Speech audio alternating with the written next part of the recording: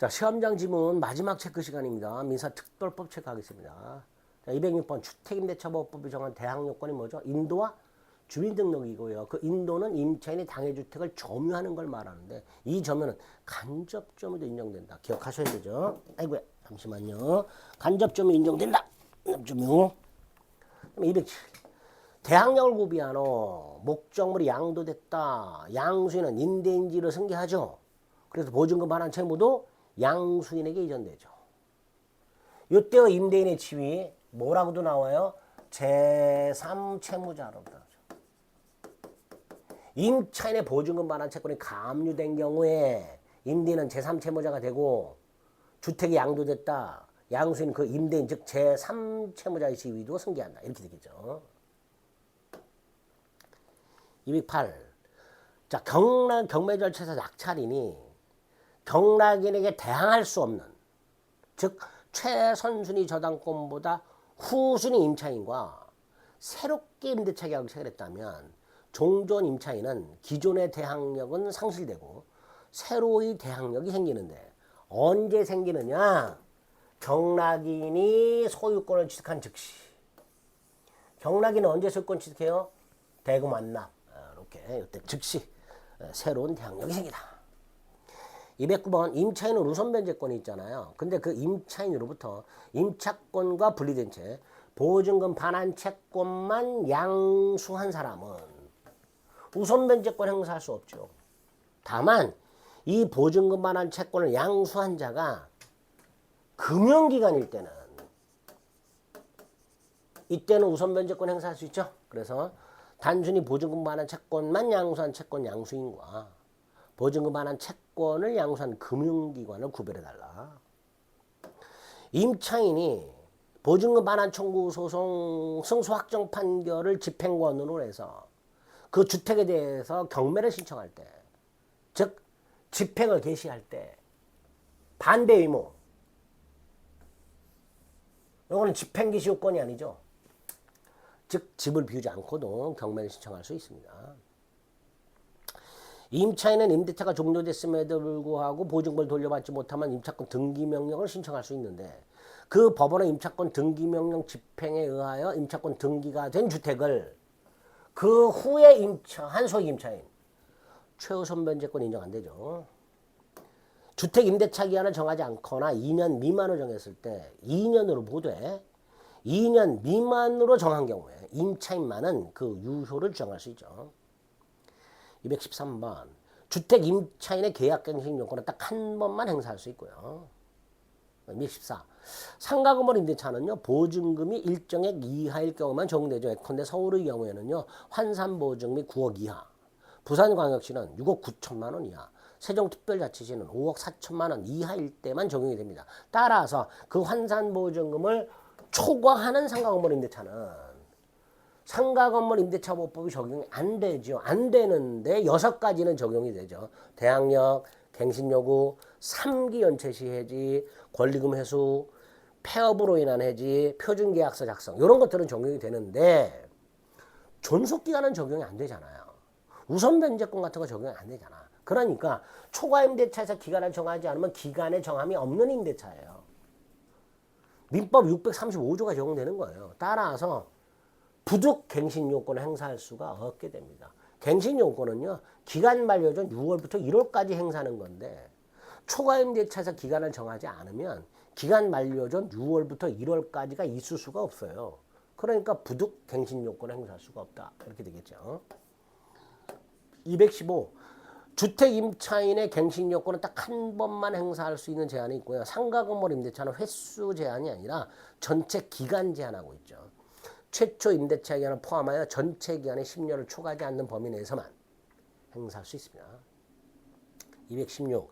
임대인이 상가 건물 임차인의 권리금 회수를 방해했어요. 그래서 임차인은 임대인에게 손해배상을 청구할 수 있습니다. 그 손해배상 청구는 3가지 기억해야 됩니다. 임대차가 종료한 날부터 기억해야 되고요. 3년 기억해야 되고요. 시효완성으로 소멸한다 기억해야 됩니다.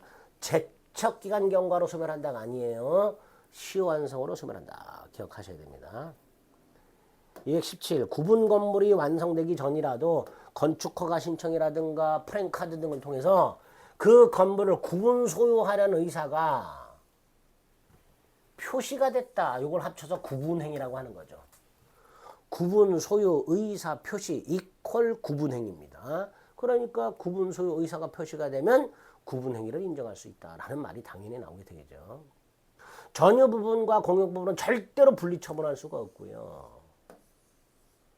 따라서 공용보호에 관한 물권의 득실 변경은 따로 등기할 필요가 없죠. 집합 건물 공용 부분 변경 3분의 2 찬성. 변경 3분의 2 찬성. 다만 구분 소유권 권리의 변동을 일으키는 공용 부분 변경은 5분의 4 찬성. 그래서 공용 부분 변경을 둘로 나눠서 일반 변경 3분의 2, 권리 변동을 일으키는 변경 5분의 4. 딱 이렇게 암기해 두세요. 구분 소유자의 특별 승계인에게 그 구분 소유자의 체납 관리비를 승계하도록 한 관리 규약 전부 유효 X, 전부 무효 X 공용 부분 관리비 부분에 한하여 유효. 그래서 구분 소유자의 특별 승계인은 전 구분 소유자가 체납한 관리비 중 공용 부분 체납 관리비만 승계하고 연체료 따위는 승계하지 않는 겁니다. 관리단 집회 소집 절차 일주일 전에 소집 통지하는 거 그 소집 절차를 거치지 않고 소집하는 경우 뭐죠? 전원동의. 이 경우에는 결의사항에 제한이 있다 없다? 없다까지 기억하세요. 재건축 5분의 4 찬성이죠. 자, 재건축 결의가 있어. 그러면 지체 없이 재건축 결의에 찬성하지 않는 구분 소유자에게 다시 한번 재건축에 참가할지 여부를 반드시 서면으로 물어봐야 되고요. 이 촉구받은 구분 소유자가 2개월 이내에 회답을 하지 않으면 재건축에 참가한다가 아니라 참가하지 않는다는 뜻을 회답한 걸로 봅니다. 가등기 담보등의 합률이 적용이 되려면 채권은 소비대차 채권이나 준소비대차 채권이어야 돼요. 그러니까 공사대금 채권, 매매대금 채권, 유류대금 채권 당연히 가등기 담보법은 적용되지 않습니다. 224. 가등기 담보권자와 같은 채권자가 귀속 청산 절차를 실행해서 그 목적 부동산의 소유권을 취득하려면 변제기 후에 언제든지 서면 또는 구두로 청산금 평가액을 통지해야 되고 그 통지가 채무자 등에게 도달하는 부터 2달이 지나야 돼. 이게 청산기간이죠. 만약에 청산금이 없으면 통지할 필요가 없다가 아니라 없다는 뜻을 통지해라 반드시. 그래서 통지가 아주 중요하다고 그랬습니다. 그 다음 채권자는 자신이 통지한 청산금 평가액을 다툴 수가 없어요. 채무자는 나중에 정당하게 평가된 청산금 내놔라 라고 할 수 있지만 채권자는 자신이 통지한 청산금 액수를 다툴 수 없습니다. 227 아주 중요하죠. 후순위 권리자는 청산기간 내에 하나요. 자신의 채권의 변제기가 도래하기 전이라도 통지받은 청산금에 불만이 있다면 청산기간 내에 하나요. 채권 변제기 도래 전이라도 경매 청구할 수 있고요. 자, 마지막 부동산 명의상 약정은 반사회 질서가 아니죠. 강행규정 위반이잖아요. 따라서 불법원 임금에는 적용이 없다. 명의상 약정이 무효라면요. 그 무효인 약정은요. 해지를 못해요. 해제나 해지는요. 유효한 계약을 해지하는 거예요. 따라서 명의상 약정이 무효라면 명의상 약정 해지를 원인으로 뭐뭐 할 수는 없습니다. 230번 명의상 약정 및 그 등기가 무효인데 나중에 신탁자와 수탁자가 결혼을 했고 그다음에 탈법 목적이 없다면 유효가 되는데 언제부터 유효가 되느냐? 소급하여가 아니라 혼인한 때부터 유효가 된다는 거. 231 삼자간 명의신탁이 뭐예요? 신탁자가 매도인과 매매를 하고 근데 매도인한테 부탁을 해서 수탁자에게 등기를 막바로 넘겨주는 게 삼자간 명의신탁. 삼자간 등기 명의신탁이잖아요. 그죠? 명의상 약정 무효, 등기 무효, 그러나 매매는 유효하죠. 이때 신탁자는 수탁자에게 직접 이전 등기나 말소 등기를 청구할 수는 없지만 단 수탁자가 신탁자에게 스스로 등기를 넘겨준 경우 이때는 유효한 등기다 이렇게 본다고 했죠. 232 계약명의신탁 뭐죠? 신탁자가 수탁자와 명의상약정을 하고 신탁자한테 돈을 주죠. 그래서 수탁자가 매도인과 매매를 하죠. 그리고 수탁자의 뭐 등기가 되잖아요. 명의상약정은 무조건 무효고요. 매매 및 등기는 매도인의 선악에 따라서 유무효가 달라지죠. 매도인이 악이라면 매매 무효 등기 무효. 매도인이 선이라면 매매 유효 등기 유효. 그래서 계약명의신탁에서 신탁자와 수탁자 사이의 명의상약정은 그냥 무효지만 매매 및 등기는 매도인이 선이라면 유효가 되죠. 기억하시고. 명의상약정이 무효이든 명의상약정이 무효이든 그 무효를 누구한테 대항 못해요? 선악불문 제3자에게 대항 못하죠. 무슨 뜻이에요? 수탁자와 거래한 제3자는 선악불문하고 소유권을 취하다 라는 뜻이죠. 이렇게 해서 번호 누락한 거 2개를 추가해서 235개 지문들을 살펴봤습니다.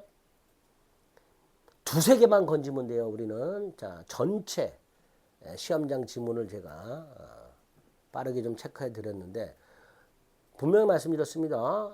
대중교통을 이용한다거나 밥을 먹는다거나 화장실에 있다거나 이렇게 짜투리 시간을 이용해서 자꾸 들어주세요. 들어주시면 시험장 가서 분명히 2-3개 정도 건집니다. 시험장 가서 2-3개만 건져도 합격합니다. 아시겠죠? 그래서 마무리 자료 10번 보는 거와 별도로 짜투리 시간을 활용해서 자꾸 반복해서 읽어주시면 2-3개 건질 수 있다 생각하시면 되겠습니다. 자, 이제 다 말씀드렸어요. 제가 할 수 있는 강의 1년 동안 한 건 다 했는데 여러분들이 1년 동안 제 말을 듣고 꾸준히 따라오셨다면 시험장에서 무리 없이 75점 이상을 맞아가지고 합격하실 것으로 저는 믿습니다. 마무리 건강 유의하시고 정리 빡세게 잘 하셔서 반드시 합격하시기를 제가 기를 불어넣어 드리겠습니다. 수고하셨습니다.